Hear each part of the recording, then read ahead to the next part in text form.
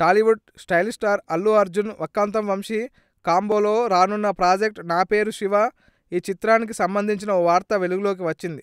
Family action ఎంటర్టైన్గా తెరకెక్కబోతున్న ఈ cinema military ఆఫీసర్గా సూర్య బన్నీ కనబడతాడని సమాచారం. అయితే హీరోయిన్గా ఎవరైతే బాగుంటారనే ఆలోచనలో బన్నీ క్యాంపు నిమగ్నమై ఉంది. ఇప్పుడు హీరోయిన్లతో నటించడం కొత్త బ్యూటీ అయితే బాగుంటుందని భావించి యూనిట్ ఈ క్రమంలో నివేదిత థామస్ని సంప్రదించడం ఓకే చేసినట్టు ఒక న్యూస్ బయటకు వచ్చింది.